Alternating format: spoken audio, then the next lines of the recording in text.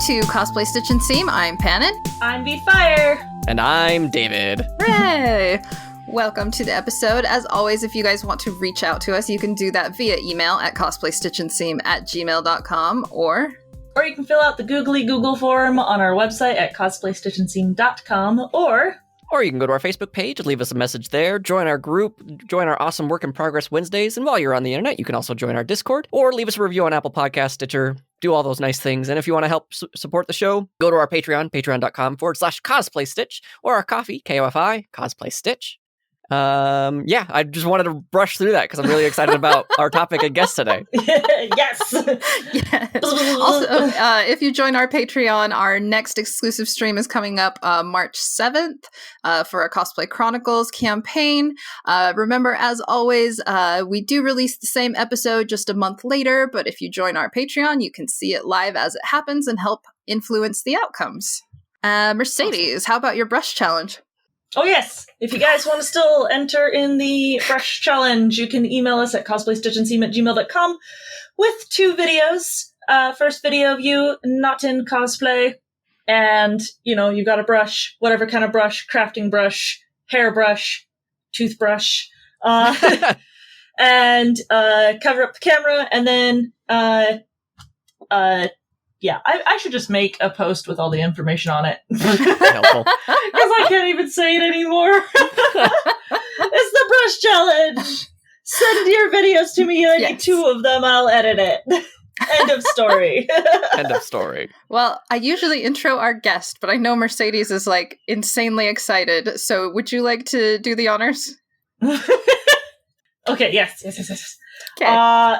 Although, so at the same time, Pannon's way more eloquent than I am, but, I've been so excited about this, because, I don't know, anytime that I've, looked up any tutorials for foam armor, and, how to, put it together, how to make patterns, all of that stuff, I always go to Evil Ted, and he's just amazing, and that's our guest, and... Oh, so thank you so much. Geeking out. You would be referring to the Evil Ted channel. Yes. Yes. I did tell my friend that I would give her a shout out. She said she could not have finished her Bloodborne cosplay without some of your tutorials. So she was very excited to hear you be on our show. Yeah. Thank you. I'm happy to hear that. But we've gushed quite a bit. Would you mind telling us about yourself? Oh, well, guys, I am just like everybody else. I always get people that write to me and say, oh my gosh, thank you so much for your videos and your tutorials. I always tell people that what got me into this was that I was a young man at 14 years old. And I saw a film called Star Wars, and It was mind-blowing. It was never seen anything like it in my life. And I was in the cusp, but it was 1977. There was nothing like that at the time. And so, of course, like everybody down the street, we all went to make stuff from Star Wars. It was an open playing field, and there was virtually no books, no YouTube, no knowledge of how to do anything. So as kids, we were just grabbing things off the shelves, and I think the first thing I did was take a squirt gun and stick bottle parts on it and spray paint it. And then from there on, I wanted to make Darth Vader, and I wanted to make a helmet. How am I going to make the helmet? Paper mache, cardboard, poster board. So you start doing stuff like that just to be creative. And it wasn't until years, it's there was all these ways of building stuff that was not available to us. So I just built with what we had in front of us. It was, and I got in the industry. I was so passionate about it. I had friends like, oh, you should work in the movie industry. And I was like, no, I don't have the talent. And it wasn't until I was, about 25, I had a friend go out to California, and he left to pursue his dreams. And I was still back in St. Louis working a desk job. And then sure enough, within a week he left, he got a job working on some zombie movie. And I went to my brain it's only been a week. That's ridiculous. That's all I need to hear. So I went in the office, quit my job, packed my entire life in a U-Haul truck, and drove to California. And I mean, that's the kind of planning that went into it, zero. I'd laugh about it. I always tease my wife about this. I look back at the stuff I did when I was 20, and I would never do it by today's standards. It was just that whole drive of ambition and a little bit of naiveness to it. I came out and started working in the movie industry, and I just started bouncing from job to job. And as I worked, I developed and gained knowledge. And like anything, it was fun. And don't get me wrong, I love my work in the industry. And it was great in my 20s. It was fun in my 30s. started becoming work in my 40s. And by the time you hit your 50s, you're kind of like, oh, right, this is a young man's sport. Like, it really kind of took a toll on me. And I found that the thing that I loved doing wasn't fun anymore. It was just kind of a drudgery. And like, what happened was I started seeing this thing called cosplay. And I really started, not to date myself, I was on MySpace. And I saw people posting pictures of costumes. And a young woman named Yaya Han was on MySpace. Mhm. And we got to chat and became friends. And I was friends with her and her boyfriend at the time, now husband. And we started chatting along. And I was like, this cosplay thing is really cool. And so when I started working, I would get downtime. I would make videos. And I made a video on how to make a foam helmet. And that was the first thing I ever did. And it just took off. And I found by doing that brought the fun back for me. And the joy of making was fun. And all of a sudden, I turned back to when I was 14 years old and I saw Star Wars. And I realized that there's a ton of people and kids out there my age that are starving for information. And there's nowhere to, when I was a kid, there was no place to get it. So it's my time to pay forward and to return it back. So I thought, I got tons of knowledge. I'm going to start making videos to pass this knowledge on to people like me when I was a kid. So, and it's been really great. And it's so funny. In the first 5 years when I first started in my YouTube channel, everything was still very new. And there was so new tool. It was before there was foam clay and stuff like that. And everybody was using hot glue. Nobody was using contact cement. So I started doing videos about contact cement and barge cement and contact cement and heat forming and pattern making. And now when you see cosplay stuff, I just want to retire. I want to take my hat off. It's like, these kids are crushing it. It's like, I'll be at conventions. I think my first convention I went to in Germany, it was my first time going, and I would just, the love and support I got from all the kids from Germany. I was in Germany, all the kids rushed up to my booth like, oh my god, Tad, I can't believe you're here, and like, I want to show you what I made. And they're like wearing these amazing costumes and replicas from things from like Overwatch, and I'm just like speechless. And they're giving me credit, like, look what you. I'm like, no, stop. I didn't make that. You made that. It's like, yeah. I like that you guys want to give me credit for it, but I always tell people I just provided a map. Like, you are the people that took the journey to what you did with it, and so that's how I got where I am today. I love that. That is awesome. It's a long-winded way of telling you. No, it's okay. So just in case they haven't heard of you, any of our listeners, where can we find you online? Oh my gosh. I have a website called eviltedsmith.com. It's my website. If you go to my website, it has plenty of links. I have my Instagram. It's evilted_channel. And I have my YouTube channel, which is known as the Evil Ted channel, where I make tutorials and videos. I also have a Facebook page called Evil Ted by myself. But the majority of everything is all linked on my website. On my website, I have Amazon links and patterns. My big thing is patterns. I have a lot of real simple, basic patterns. And what I do is I try to make things simple enough. There's some things in my own creations and my designs and things inspired by the things, but I like to make my patterns basic so people can take it, pattern, and alter it and change it to make it something close to what you want to make. Or like I have generic helmets and armor pieces, and they can shoulder pieces, and you can just buy them and make them and alter them to make them your own creation. Yeah, I was going to say, when Sadie, my best friend, and I were working on Octavia, big armored mermaid, we actually used one of your helmet patterns to help us get a start on the helmet for it. So thank you. Oh, you're so welcome. I think what was so fun about the helmet was when this is when cosplay was starting to blow up, like 6-7 years ago, was everybody were making amazing costumes out of foam, but they were still making helmets out of Pepakura, or they're buying fiberglass helmets or plastic helmets and modifying them and putting all this stuff to them. And I kept thinking, well, you guys are doing everything in foam. Why you stop at the head? It's like you can make a helmet too. The same technique. So I really wanted to break that boundary. And I think the big thing was I loved, at the time, was a show called Voltron. Yes. Oh, yeah. And every time I go to the cons, these kids be all dressed up they'd all be dressed up as paladins, but wouldn't have helmets on. They'd all have the costumes, the characters. Most of the characters had really crazy styled hair and wigs, so that was kind of a cool cosplay thing. But I kept thinking, where are the helmets? Where are the helmets? So I figured I should make a video on how to make a helmet. for that. So I made the pattern for free. And when I was making it, I had a friend who knew Beck Taylor Klaus, who did the voice of Pidge. And he's like, "Oh yeah, I know." I'm like, "You know?" He said, "Yeah." So I said, is there a way you can get the information? Just so I reached out to her and Bex Taylor Klaus. I said, "Hey, look, I'm doing this pattern thing for video. Would you like to be a guest in my video?" And she's like, "Yeah, totally." So she showed up, and so I made a Pidge helmet for her in the video. Oh, that's so cool. So if you guys can go to the Evil Ted channel, I have a video of me making the Voltron helmet for Beck Taylor Klaus, who did the voice for Pidge. That is amazing. Yeah, it was fun. So that is a good video. So obviously you've made a whole lot of props. Do you have like one that is your favorite, or does that kind of alternate depending on your newest project? It's funny. You're right. I've done a lot of movies. I think with props, I worked for a company called HPR. It was Hand Prop Room. I did that for 15 years, and it was a roller coaster ride because we worked on TV shows. And for you people who don't work in production, TV shows turnaround schedules are ridiculously fast. They'll have an idea and a concept, and they need things like that day or week. Like you get a show. When you work in the movies, you have we used to have months, and that all kind of went away too. So usually with movies, you have weeks, and TV shows, you have days. And so I did a lot of stuff. Oh my gosh. Yeah, I did a lot of stuff for TV shows.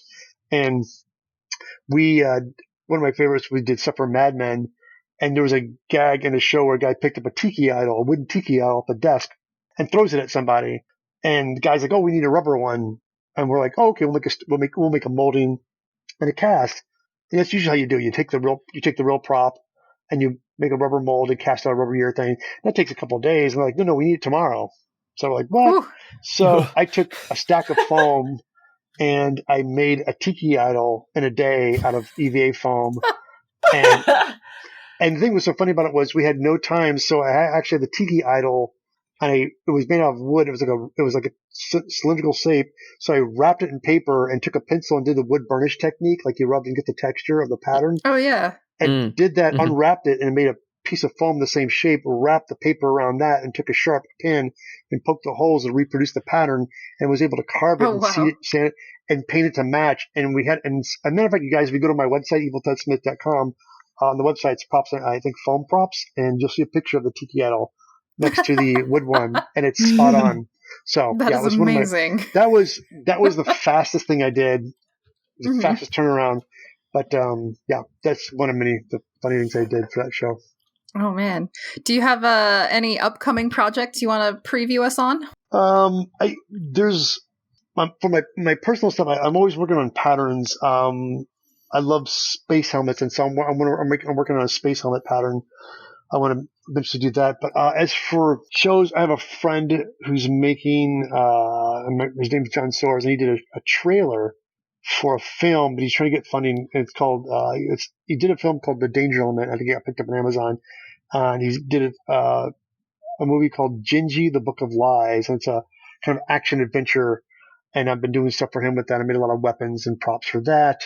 I did a robot costume for my friend for a movie called Automation that got picked up on Amazon. Ooh. And that's, it's a crazy, wacky, low budget film. And he really did a great job. And there was like no money and time. And I had a robot suit I put together for him. Man.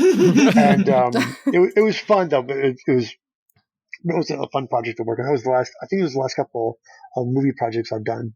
Nice. I was going to ask, just with this past year, like how has all the quarantine and pandemic stuff affected how you craft? Oh, a lot. It's really it's not having a deadline, not having a con to go to. I realized something, I think a lot of us have too, is that just not engaging with people, that I've discovered I really feed off of people. I feed off their energy. I like the crowds. I like answering questions. I like going to conventions and seeing people's costumes. Answering, it's nothing. It's cool, to see pictures, but nothing like seeing somebody in person or seeing their costume up close. Being able to look at them and ask them questions like, "That's super cool. How'd you do that? What paint did you use?" And it's so great to engage with people. And it's just, and also when you build something, knowing that you're going to premiere it somewhere or show it to somebody, it's kind of fun. But yeah, right now it's really, It's taken a toll. It really has. It's kind of like, but I realized that it is my job. It's like, and I always tell people that I work for myself and I'm my worst boss. I'm the worst boss ever. It's like, I need, when I worked for the hand prop room, I did some of my best work because they relied on me, and also it was my job, and there was deadlines and TV shows, and it's like it wasn't like you could not make it; you had to have things done. And that show really, I learned so much of my techniques from that company because I was always necessity is the mother of invention. We had stuff that we had no time to do, and we figured out techniques, and they're like, fast ways to do things. And now I think about the stuff I used to do there, and I sit at home, I'm like, I look back and go, that was me that did that? What happened to that guy? I used to be a fast builder. Oh, dang. So the pandemic has taken kind of the thrill of things, but I am slowly getting my momentum. I'm actually slowly getting my momentum back because I know that there's a light at the end of the tunnel. Vaccines are coming out. People getting their shots. Yeah, that's exciting. So that's awesome. I get part 2 soon of mine. Oh, nice. Oh, wonderful. Nice. Fantastic. Mercedes is a teacher, so she got to go a little bit ahead. Fantastic. Yeah. Mercedes, just for you being a teacher, I can't say this enough that it's amazing that not all states don't see you guys as direct, with the word, as frontline workers. You're just like, you're essential. You're an essential person that needs a vaccine. Absolutely. So there's certain states don't have that, and not a state. And with these teachers that go back to school, I'm like, man, get these people their shots. Seriously. Definitely. Yeah. Well, for our episode, what we wanted our focus to be is on doing projects from planning to actually getting started. So we wanted to kind of ask you a little bit about what your process generally is. Like when you're looking down a new project, how do you get started? What's your first step? It's funny because I look for inspiration. If some people are like they base it on a video game or a movie character, then half your work is done. It's all laid out, like you can see it, and what you're doing is you're reproducing it. In the wonderful world of the internet, you can do a lot of great images and searches, type in the character in Google, develop all these shots. That's one way of going about doing it. If you're designing something of your own and have certain ideas what you want to do, I've always go to Pinterest. Pinterest is a great resource for like visual materials and stimuli, but it's always best to just start doing a sketch, like break it down, like start to think about every piece, do like an overall sketch of it. And once you get the sketch done, then start thinking about each part and how you would do that part. If it's armor or if it's fabric, like how's it going to sit on the body? Are you going to attach the Velcro to the actual bodysuit? Are you going to hang everything off the armor with straps? Like once you start breaking things down, it's always good to do. I always find when I build something, it's funny. Once everything locked down, I always start with the hardest thing first. I always think what's going to be the most difficult thing to make, and I start with that first. And then you find out that what you thought was the hardest part turns out it wasn't. It was another part, and you're like, well, maybe I should have started with that first. But that's all learning curve. But yeah. Definitely. I love starting with like a healthy set of references. I know, Mercedes, you do like full turnarounds for yours, don't you? Yep. Yeah, I will find a bazillion references and then draw them out myself.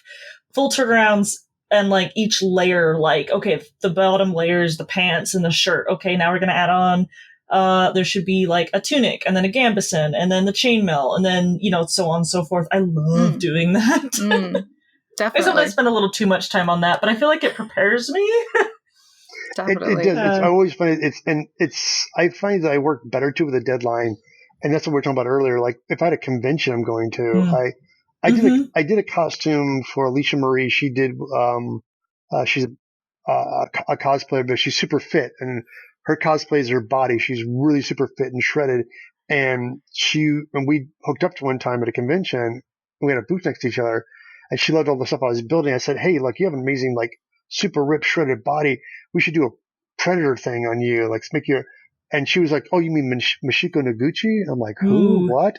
And so I did research only to find out it's a Dark Horse comic book character. And so I got into the comic book and did this research. And so I built that costume for her.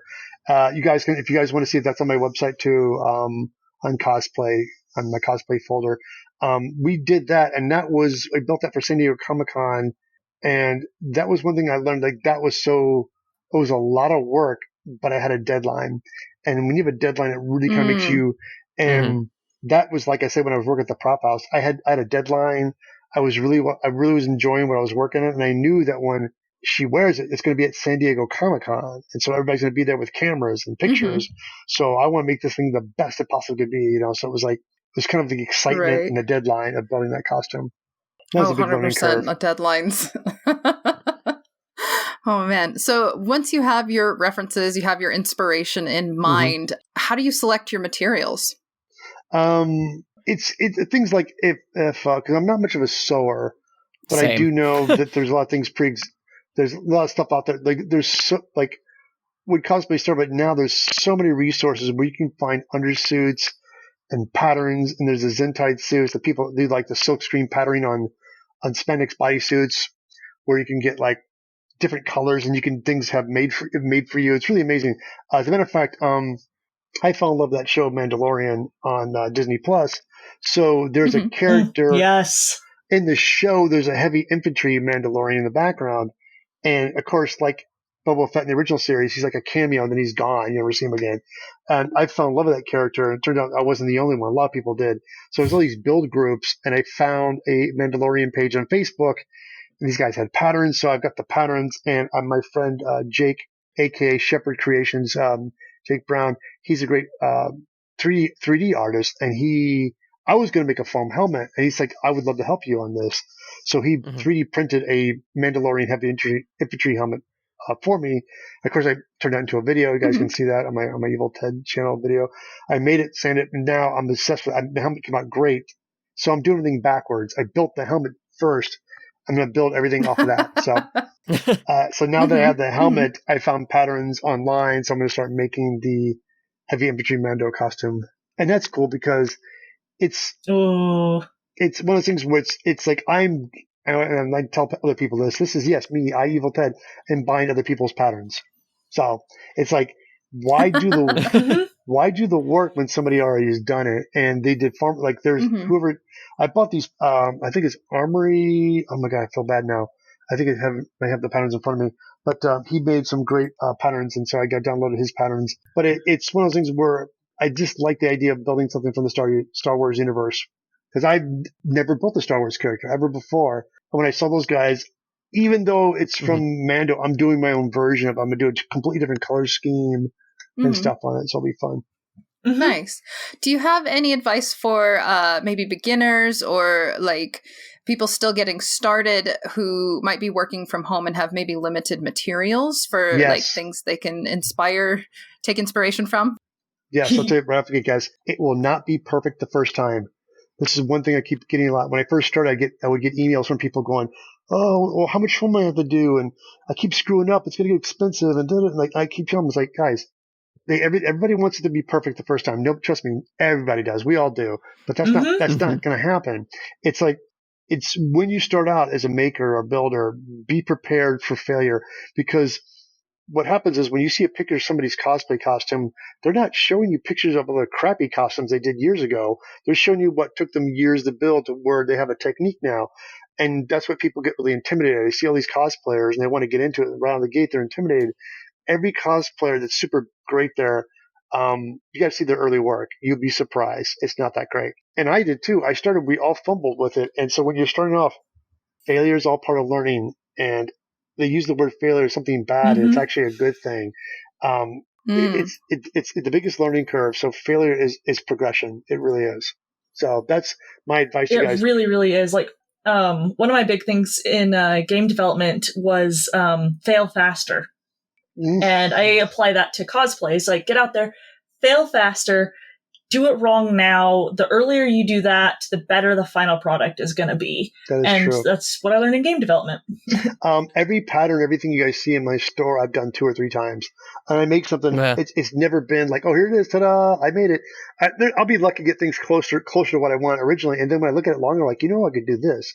I could change that. It's like, even when it's decent enough, I want to go further with it. So it's that thing of like, so it's having that point of like, here's the thing that people always have. And I say, if you're talented, if you're good enough to where you build something and you know it's not good, don't think that's a bad thing. Think that's a good thing, because there's a lot of people that build crap and think it's great. And you see it and go, wow, it looks like crap, but you don't say it because you're being nice. It's like there's a level of like perfectionism. Like when you build something, it's like if you're building something you know that's not right, then that's you're half the battle's there. Is keep moving forward to get more and more comfortable with your work. But but it won't be perfect the first time. But there's nothing wrong with failing, and that's why when I build stuff, everything I use, I go to Harbor Freight and buy that cheap floor mat foam.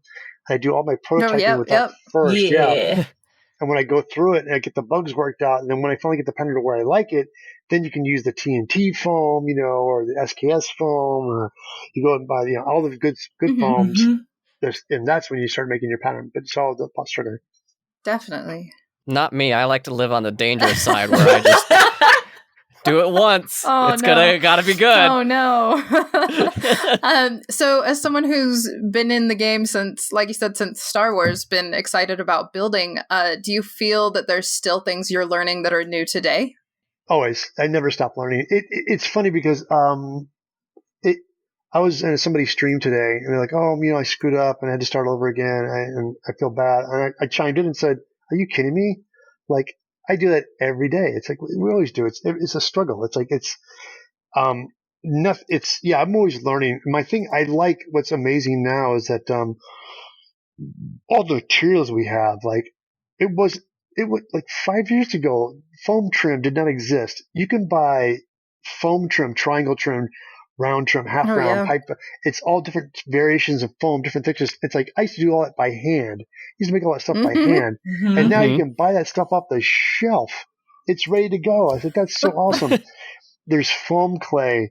And there's now, there's a guy in TNT Cosplay Supply. There's a line of supplies called, Rapid Fill, Fine Finish, and Prime. There's all these little containers, and they have little different grades of. And Rapid Fill is like a thick paste you can brush on your foam on your seams. If you have people have trouble with seams in their costumes, you take that stuff, you ladle in with a spatula, you let it air dry, and you sand it. You can sand it. It's non-toxic and it's flexible. Nice. Yeah, and it's stuff, and so lots of good combos right there. Right, and so that's the biggest thing is when people used to write to me all the time. There's different companies. I know in England they have it's craft like a craft flexing paste or craft paste or something like that. They have in England, and over here it's like a paste that's like a putty, and you can spatula in and wet it with your finger and smooth it out. And when it dries, it's flexible. And the same thing with Quick Seal. I've done plenty of videos on Quick Seal, which is a liquid. It's basically caulking, and that stuff works great for people on the cheap. You just want to get the Quick Seal. You can go to Home Depot and pick it up and get the white. It's the white Quick Seal, and it's the acrylic based white one. It's always and it's cool because it's water based, so you can spatula in and wet it with your finger with some water and smooth out the excess. That works really well. But the Rapid Fill stuff, and now he's made like Rapid Fill 2, and there's thicker paste, and there's like patching paste, and it's all designed for cosplay to get rid of those seams. It's great stuff. So they keep bringing out new materials, right? And I keep learning. I'm like, oh, well, I can use that now. So yeah. Nice. Is there any in an upcoming build you're excited about to try out? There's so many costumes. It's so funny. I have a list of things. I'm like, I'm one of those guys, and I'm sure I'm probably going to hit a chord with most cosplayers out there. I suffer of the multiple projects, but not one done yet. Oh, yeah. It's like I've got, I have like 3 projects floating around the house, and I keep telling myself I got to finish one of these. Like it's like because what happens with us is we have all this momentum to do something, but then you get distracted and you get pulled off of something else. And next thing you know, your momentum you have for that project kind of dies down. You start something new, but you don't want to get rid of that old one. So you put that in a box somewhere and you start on something else. And then, so I have like all these projects piling up, but I was excited. The last thing I did that I was actually excited about when Cyberpunk, the game was coming out, I was so excited about the game and the Cyberpunk world. Everybody has a lot of clothing and fabric and it's the fashion style. But I noticed everybody's faces were augmented. They had like implants all over their faces. So I did a series of patterns based on Cyberpunk, where you could get like a jaw pattern or an eye pattern or headgear. Like there's all these little implant concept patterns I made out of using 2mm foam. Oh, And nice. so if you guys haven't checked those out, I have those on my website. And also I have instructional tutorials on those builds on each one of those. I made pattern. It's a combo pack. You get 4 patterns in one purchase. And I have a video for each one of those on how to put them together. And Oh, that's awesome. And that was the hardest. I mean, making patterns, but making something small and streamlined to fit your face was kind of a little bit of a struggle for me, and I loved it. I ended up making, like I said, each pattern I made like 3 times. I kept tweaking with it, and this would be better. We should bevel that part, and so I kept developing and working into it, and the patterns really came out. And I'm still hooked on the cyberpunk thing. So my next thing I'm working on right now is a pair of cyberpunk goggles. They're like goggles you wear that light up. So I'm working on those. Those are my next big thing. Ooh. Yes, that is super fun. So once you've decided on your materials, you've got your references, your sketches, right. How do you get like motivated to start? Like what's usually like your very first step once you have everything ready to go? I was going to say, do you have everything ready to go when you get started, or do you just dive in? There's I know there's right ways and wrong ways of doing things, and I'm probably not the guy to be doing this, but it's like, I guess I'm like you. I should want to start building something. Like I think when you're making something, it's always deciding what thickness of foam I'm going to use. Like with the cyberpunk stuff, I was like doing different variations. I finally realized the best thing was 2mm foam to keep everything low profile. One of the things like cool, but keep it close enough to the face. I always find with armor, it's always good with 1/2 inch to 10mm foam for armor. But the thing is funny that my journey of making the pattern and making it, and once I seal it, to me, that's the fun part. That's the fun part. Then when it's done, I'm like, oh crap, now I have to paint it. Like, and I laugh a little because that's never, I do it because I have to. It's never the best part for me is painting. And I have friends who are the opposite. They're always like, oh my God, I hate building. I just can't wait to paint it. And I'm all about the building aspects of what it's, and it's kind of like when you're working for yourself. I used to work at a prop house. So when I was done with something, I'd hand it off to the paint department and the guys would paint it. And so I got spoiled. So I'd be like, oh, it's done. Where's the paint department? Where are these guys? Where are these guys that come over and paint my costume? As a colorblind person, I can appreciate that. Just hand it off. Yes. Yeah. And I always try to challenge myself with colors too. Because I used to, when I was a kid, everything was dark or gray or silver, or everything's black with a dry brush on it. And I started realizing when I started painting stuff, it's like you got to start branching your colors. You got to really branch out. And that's why with the heavy infantry Mando, I want to do. I'm doing him in my Evil Ted color font. I'm doing red and yellow and orange.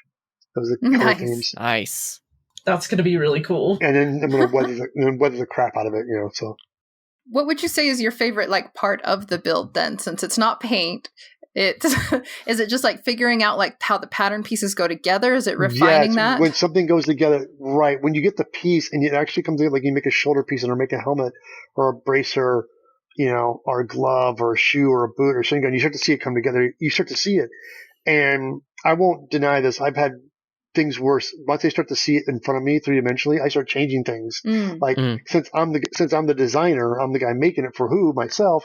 I start going, ooh, wow, that looks cool. But it'd be cool if it did this instead of this. So you start adding things. So you kind of like, I build like most people draw. I think when people sketch and draw something, you start to look at it, you kind of make it up as you go, as you draw. And I find it when I have a general idea what I'm building, but as I start to build it, I start adding to it. I start doing tweaks to it and changing because what I thought looked good on paper actually looks better eventually. And then I can start saying, oh, this should be longer instead of this length, and I should make this shorter. Yes, it's the things you change. So it's kind of the fun part of it. But yeah, building is my favorite part, and it's sealing it. I love sealing things when it's all sealed.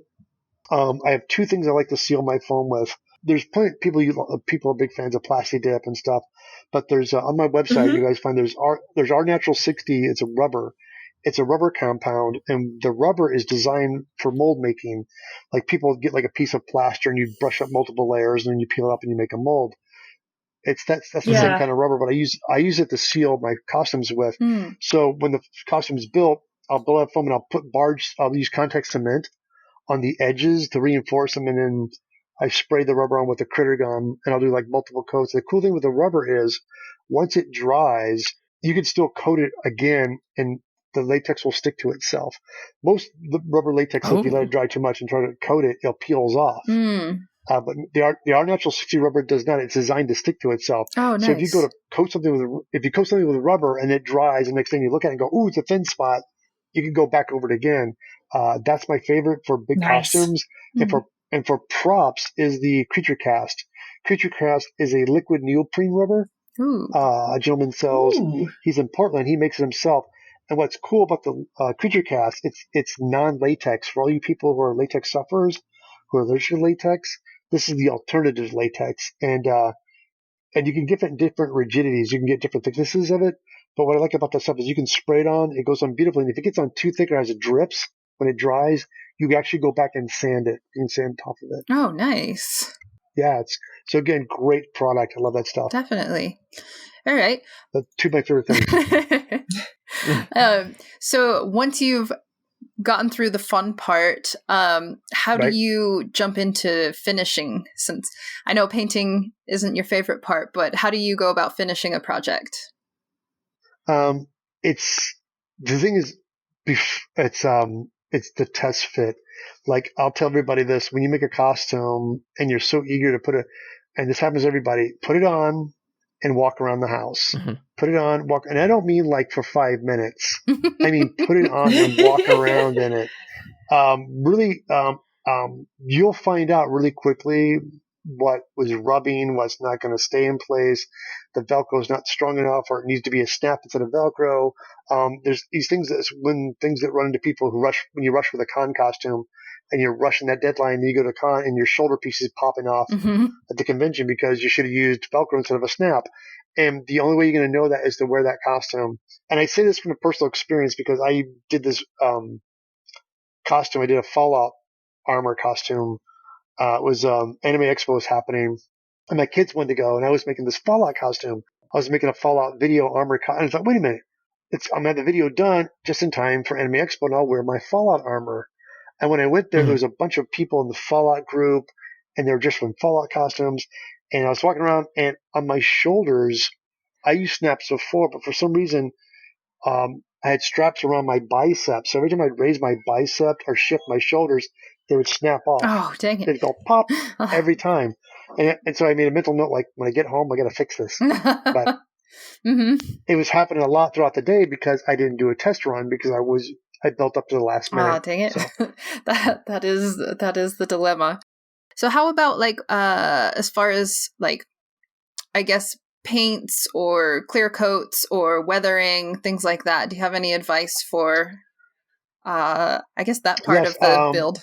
There's techniques with aging. I know a lot of people oil paints. I think are great with acrylic paints for the overall painting of costumes. Acrylics, you can't beat acrylics. Acrylic paints are great. There's so many different brands of acrylics, and again, this is stuff that changed. At my childhood, guys, craft store paints was garbage, and everything is now it's like prosumer now. It's everything's changed over the years because when I was a kid, acrylic paints that you get like at the Michaels, when I was a kid, was not anything you want to put in a costume because after a couple of days it would crack and fall off. And over the years now, the quality, because everybody demanded more, now the quality is so much better.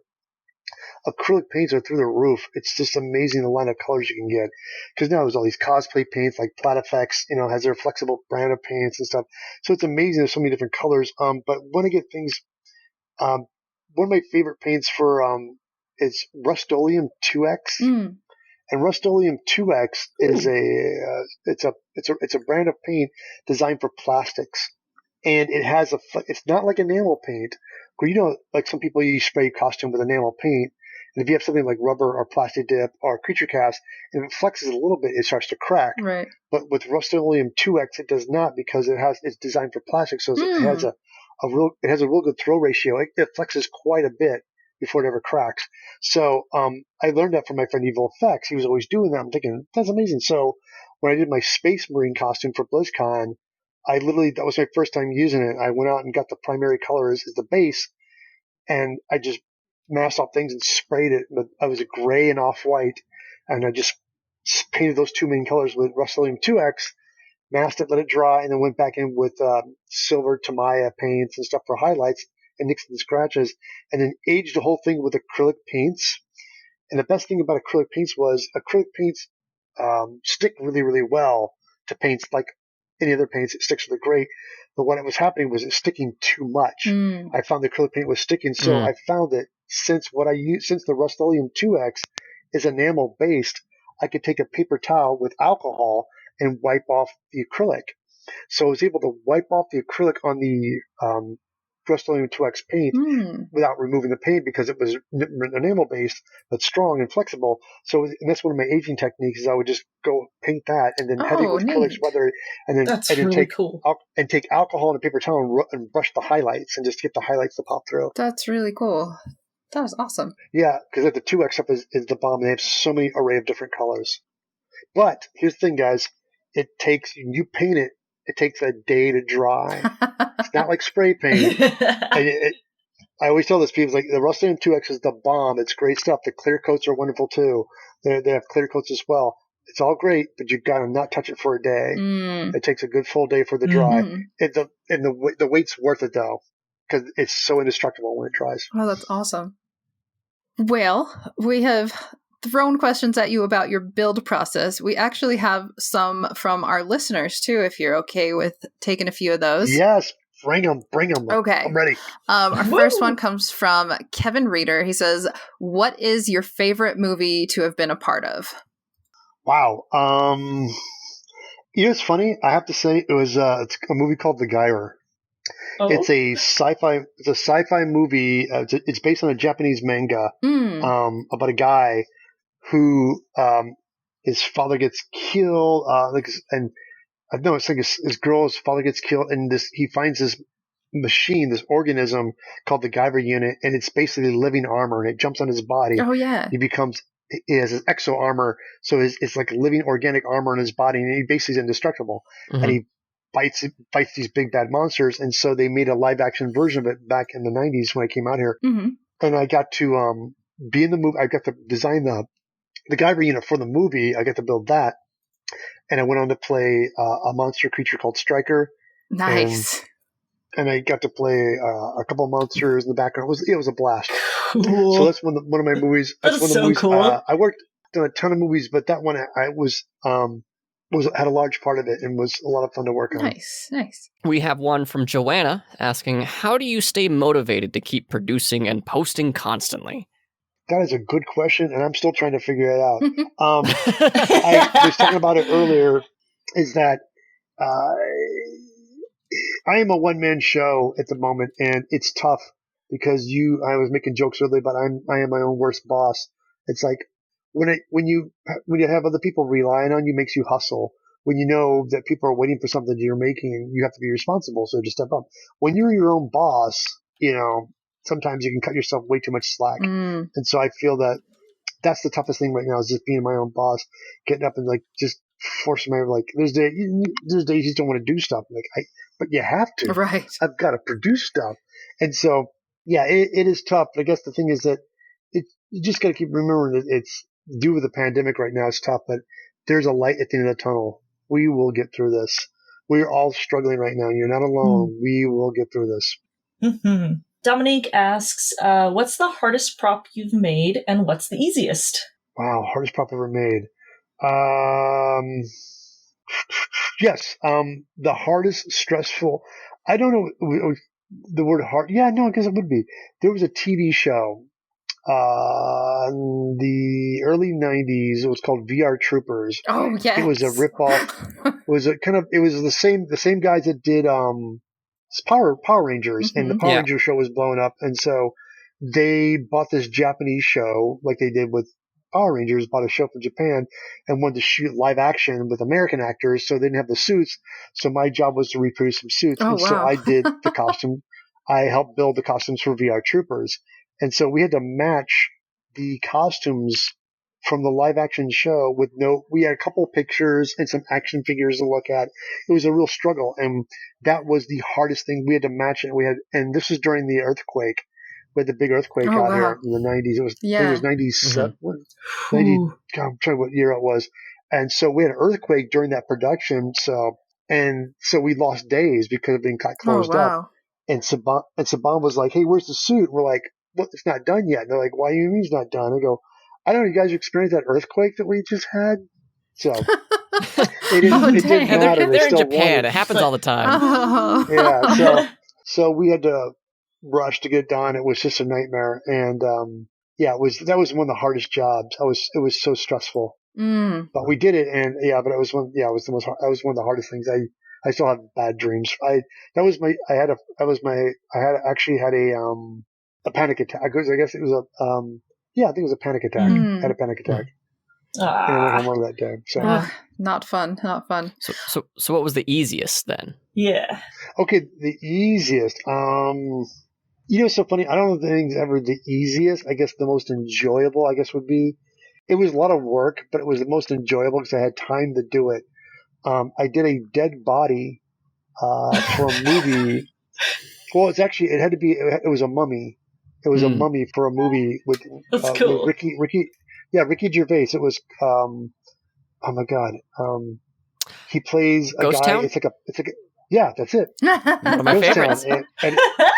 And in the movie, there's a woman who works at the museum, and they have a cadaver. They have a body of a mummy in front of them, and there's a whole gag. And I built stuff for the movie, and when I saw the movie, they obviously cut stuff out of it because there's a whole thing where he pulls the tooth out and explains the guy's dentistry and why he had bad teeth, and it's a comedy bit. And I think it got cut because they never did in the movie, but he does look at the guy and make some examinations about it, and so I was able to build that for the movie.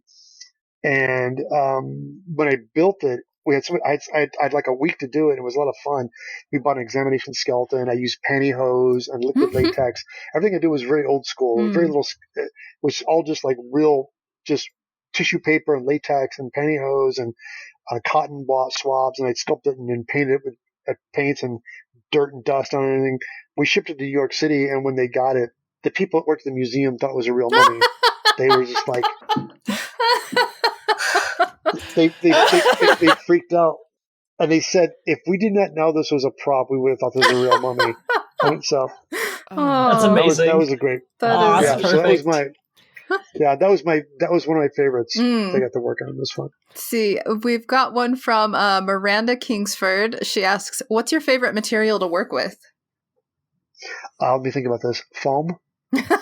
I'm shocked.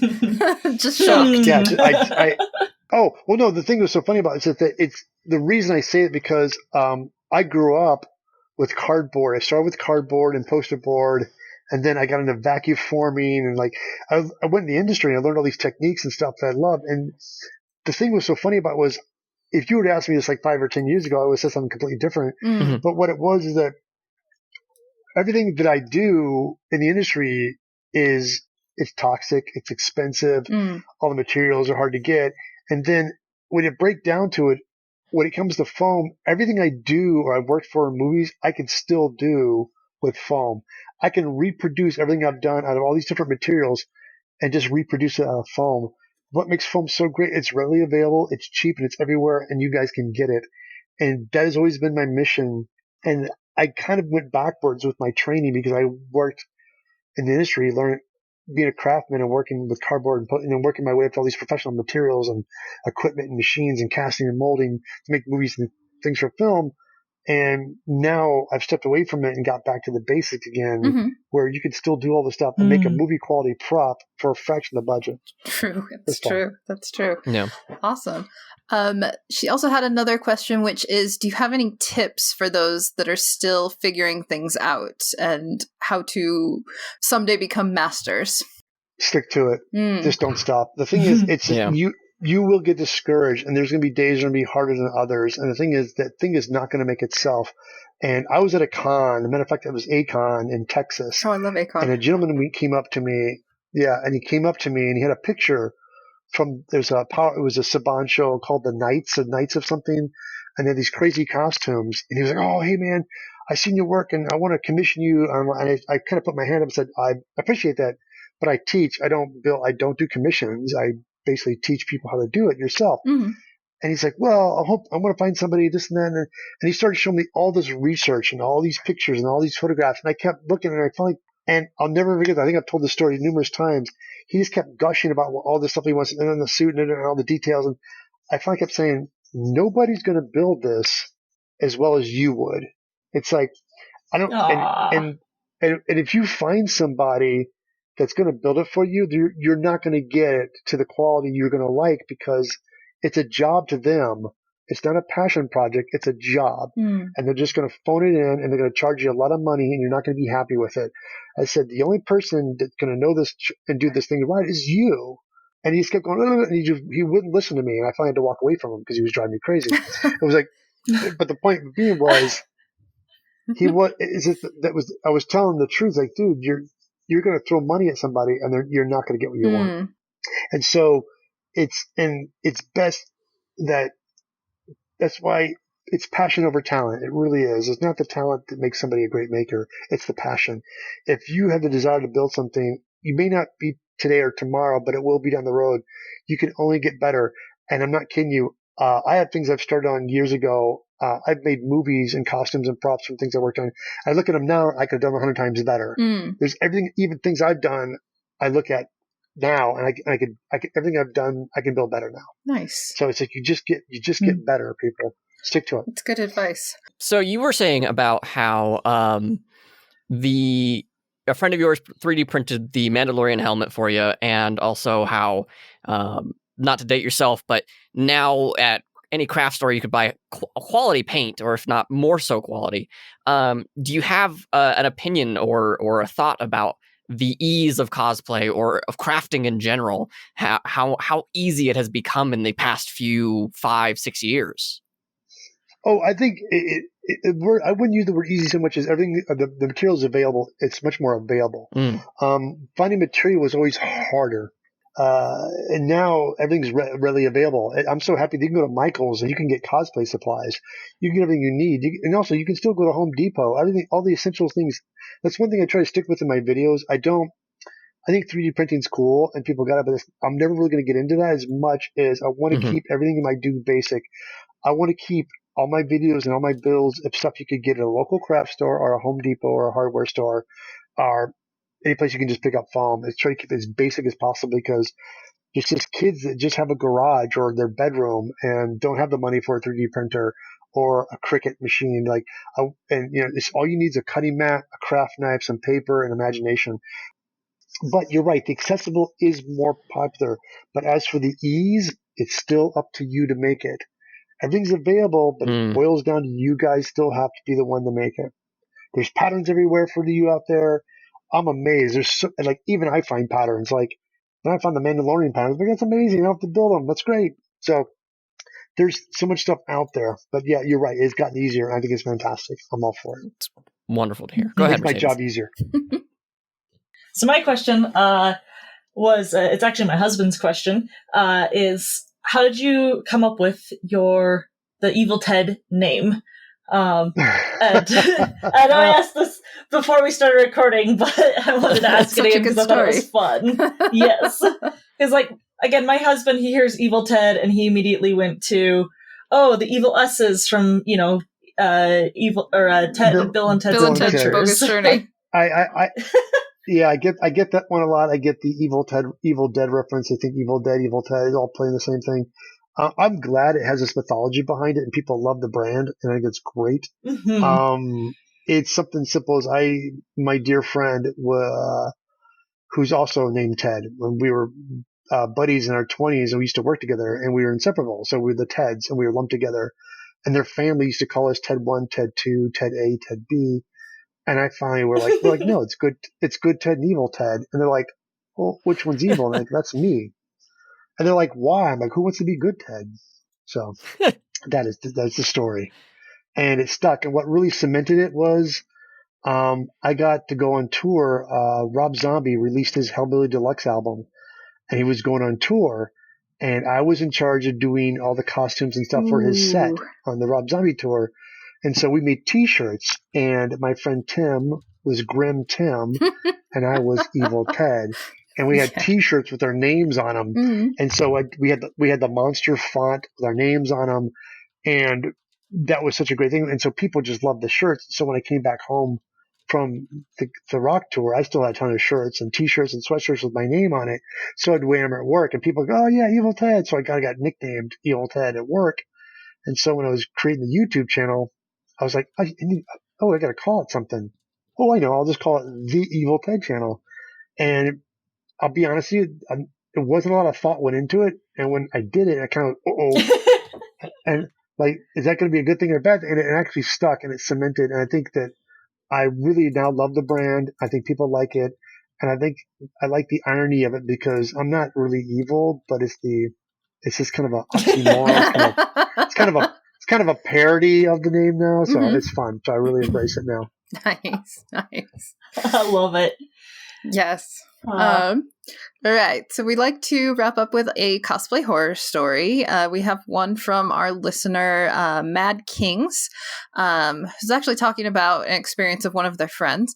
But they say, so years back, when I first started out cosplaying and traveling to cons with my friends, we were at our last con of the year and the biggest in the state. And we had a friend who was a first-time con goer and cosplayer. And his first cosplay he chose to do was the Wii Fit Trainer. The only problem was he had very dark skin and he wanted to do body paint of his whole body white. If you know Wii Fit Trainer, they are like literally like, what is it, like paper white. And my friend and I, who had told him he could come along with us, did not realize that he had no idea about how to use body paint. So we found out he did not have a sealer after completely coating him in this white body paint. And we did not bring one in advance of this happening. So we used hairspray and makeup setting spray and just prayed that it didn't make a huge mess. I mean, at least they tried to put sealer on. At least they tried. Yeah. So such fools we were. After driving in the car tightly together for about 10 minutes, we split off at the con and left each other to do our own things. We saw him every few hours or so, and every time there would be less and less paint on him. At the end of the night, we found each other again, and there was no paint left except for in the creases of his arms and hands. I felt so bad when I thought about all of the other cosplayers that had a little bit of white paint on them at the con. My car wasn't Just much left better. An impression on everyone. Needless to say, I haven't touched body paint and plan to have all of the required items next time before trying it myself.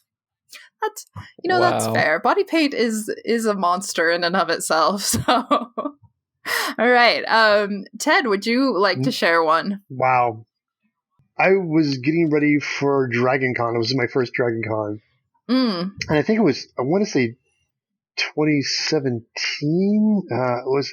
I'm trying to think what kind of was. It was my first time going, and I was super excited. And a bunch of my friends were doing Scooby-Doo Villains from Scooby-Doo. Ooh, and I was like, amazing. oh, man. So every time I wanted to mention, like, oh, I'll do the laughing ghost. I'm like, no, space ghost. No, I'm doing that too. Everybody was nabbing them all up. And everybody was already working on their costumes. And we were all on Twitch streams. Everybody was building their costumes on Twitch stream. And I finally realized that nobody was doing Charlie the Robot from Scooby-Doo. And Charlie the Robot is and you know what's so funny is I realized I don't have any decent pictures of him either. It's one of the things I need to do is get some decent photographs of Charlie the Robot. But I built the costume and I was frantically building. It was all about the aesthetics and the looks, and I foam fabricated the head. I got the eyes glowing. I got the bodysuit. And it's one of those things where I needed help getting dressed. I had to slip it on. The helmet had to fit inside the collar. And as I was building it, I realized that the air, the mouth slot was so minimum. I wasn't getting much air in there. I'm like, I need to put a fan in. So again, last minute, I put a fan, and it was such a low profile fitting helmet that the only room in the fan was in the ear, so I could put a fan in there. So I'm like, okay, wait, and then it would suck in air through the ear and blow it throughout the rest of the helmet. But I would put it on, turn it on, I couldn't hear anything. So I would get in the costume, turn it on, and it'd go. And then people are like, hey, Ted, I see their mouths moving. I'm like, what? So I would just move my head up and down, and I wore this thing for an hour. I just came out on the con floor and just pose for pictures, and I could catch every other word that somebody was saying. I would just pose and move around. I had my handle with me, and we would just kind of move back and forth. But I built this thing, and everybody was there in the lobby in their Scooby-Doo meetup, and so we were all there. We got all the pictures. And so once I did it for a solid hour, and when it was over, I just took it off and never wore it again. So that was it. Oh man! Oh, that's sad. Like, and done. It's a cool costume to stand still in for photos, but it's not a walk around costume, unfortunately. Definitely. Oh man. Yeah, not much for breathing. One more time for our listeners, where can they find you online? Hey, buddy, thank you so much. You guys can find me at eviltedsmith.com. You guys go to my website. I have all my links there for Instagram, Twitter, Facebook, YouTube. It's all there. And matter of fact, guys, while you're there, don't forget to click on and get on my mailing list. That keeps you up to date on what's going on next. Again, there's no cons coming up, but I do a Twitch stream every other Monday and Tuesday from 9 a.m. to 11 a.m. That's twitch.tv/eviltedsmith every other Monday and Tuesday from 9 a.m. to 11 a.m. Pacific Standard Time. And a cool thing about the live stream is you guys can come in and ask questions live. Awesome. Cool. Thank you so much for being on the show. Our listeners have been like so excited to hear from you. And it's been a delight. Yeah, thank you. It's been so cool. Yeah, and once again, and also I just want to thank the cosplay community for bringing me back. I love working, making movies, but nothing beats making stuff for cosplay and teaching other people how to build stuff. It's been a lot of fun. Awesome. And you brought the fun back, so I appreciate it. Thank you. Awesome. Yay. So to our listeners, if you would like to ask questions, suggest a topic for a future episode, or request a guest, you can email us those requests at cosplaystitchandseam@gmail.com Or you can go to the website, fill out the Google form at cosplaystitchandseam.com, or go to the Facebook page, send us a message there, join our group, and join the Work in Progress Wednesdays. And while you're on the internet, if you want to help out the show, there's several different ways to do that. Share it with a friend, leave us a review on Apple Podcasts, Stitcher, or Audible, or wherever they let you leave a review. We'd give you a shout out on the show for that. You could also, if you want to throw us a couple of bucks, we have a Patreon, patreon.com/CosplayStitch. For $3 a month, we give you a shout out on the show, and for $5 a month you get to join our live D&D game. It's so much fun. It's a lot of fun. It's all cosplay themed. Some of those awesome people are Hot Riku, Rena, Jazzy Kofet, Jaguar, Quinn, Gloria, Sudi, Stacy, Shock, and Silver Deeds. Thank you so much for being so awesome. If Patreon's not your thing, we also have a coffee, KOFI, Cosplay Stitch. Nice. Thanks as always to Macy Roberts for the use of her theme song, and David Jeffress for his amazing editing. And tell us about your podcast, David. So if you enjoy comic books and talking about them in more of a long format and not just Spider-Man's the coolest, but the complexities of Spider-Man character and how we all relate to him, you can always go to Comic Trades Monthly. This next month we are going to be reading Earth X, inspired by Alex Ross. And if you are a huge fan of D&D and like the D&D stuff that's pushed here on our audio, I also have Dungeons and Chill. Curse of Strahd continues. Awesome. So I wrote down a bunch of puns for this week to finish off the episode, but when I tried to pull it from my notebook, it ripped. So I guess they were terrible. Hey. All right. Bye, guys. We'll see you next time. Good night, bye. everybody. Love you all.